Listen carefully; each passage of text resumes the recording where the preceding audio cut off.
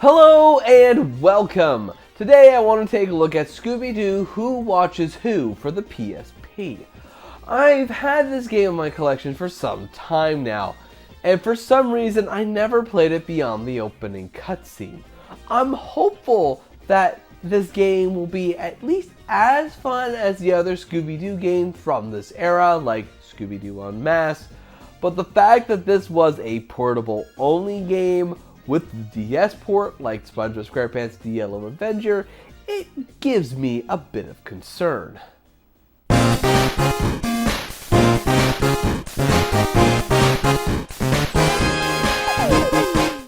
Today's video is sponsored by 16-Bit Store. At 16-Bit, we pride ourselves in our designs and the quality of our printed products. From our display stands to our styluses, our cases, shells, and more.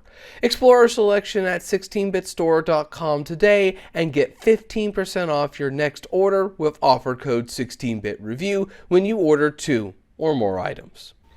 And that concern is founded, especially after rewatching this opening cutscene.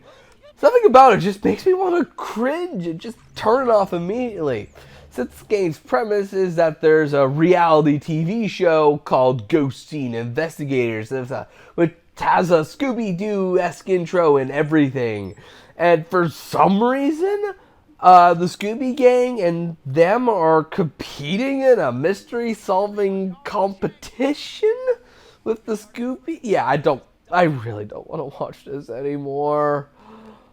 Oh, it feels like the entire plot of this game was created by a network executive with focus group testing who was trying to make this game hip with the kids, by pandering to relevant television shows and shoehorning their characters with it.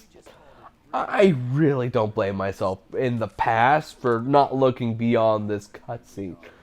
But I actually kind of wish I did, because as I forced myself to go beyond the original premise of this game and played through the first level, I was welcomed with one of the most competent Scooby-Doo games that I've played in a long time. Shocking, I know. And I don't mean like you've got a big overarching story which you stumble onto the answers, but actual mini-stories presented at the beginning of each level, with potential suspects, clues to stumble into, which results in you using the clues and the suspect's motivations to figure out who the villain is. And honestly, it's a fantastic concept, and it's backed with a decent but repetitive variety of gameplay modes. You could drive the Mystery Machine in a variety of missions that go from good to okay.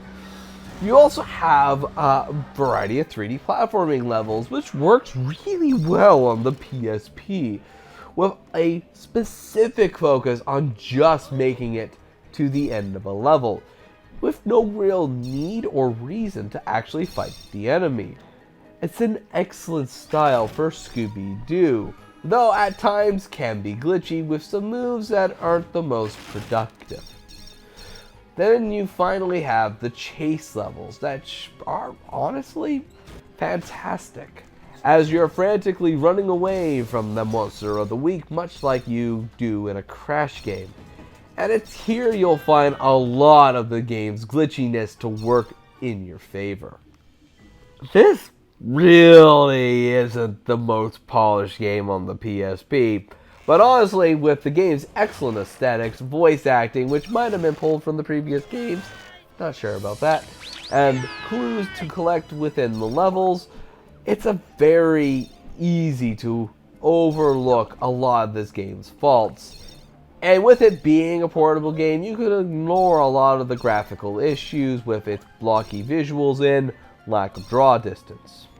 But what's harder to forgive here are the mini games. I don't know where in the game design docs this was, but if I had to guess, this was a mandate by the THQ, or it was a holdover from the DS games, because it just felt shoehorned in. After you find a clue, you'll have to analyze it before it can be used. A fair enough and honestly smart idea. But to actually analyze it, you'll have to play these time-consuming, unforgiving, unfun mini-games that just are monotonous button pressers, which gets more and more difficult as you play through the game. At first, I thought nothing of them, since they were just mind-numbing at the beginning. But as you play through it, it becomes worse and worse, to the point where I dreaded playing any of the levels, since I knew what was to come next. And if you were the one who made these minigames, all I want to say is congratulations. This probably would have been the best platforming Scooby-Doo game I've played, if it wasn't for these stupid minigames. And since they are here, this turned it into a mind-bogglingly boring slogfest that made me want to quit anytime I had to analyze a freaking clue. However, the main reason why I didn't quit immediately was because of the game's story. Despite its premise, which admittedly is terrible, I ended up actually liking these characters.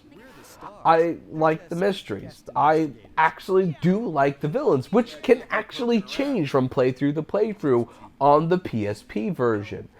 Heck, I actually even like the overarching story with the GSI group after the second level, when they aren't complete buttheads.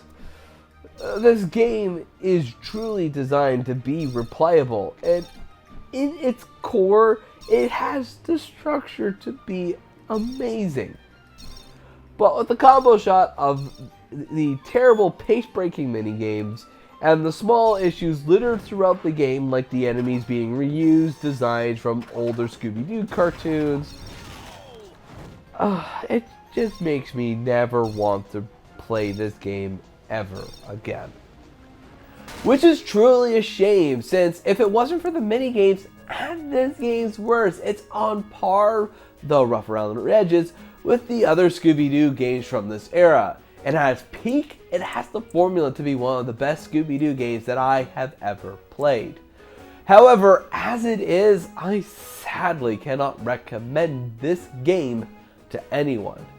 If you really want to see this game's story, just watch it on YouTube. And if you are looking for a Scooby-Doo game from this era, Scooby-Doo MS has better platforming and in my view is still the one to get. But if for some reason you have the uncontrollable urge to get this game, I can at least say it's cheap. But anyways, thank you ever so much for watching. I hope you have yourself a good day, and as always, take care.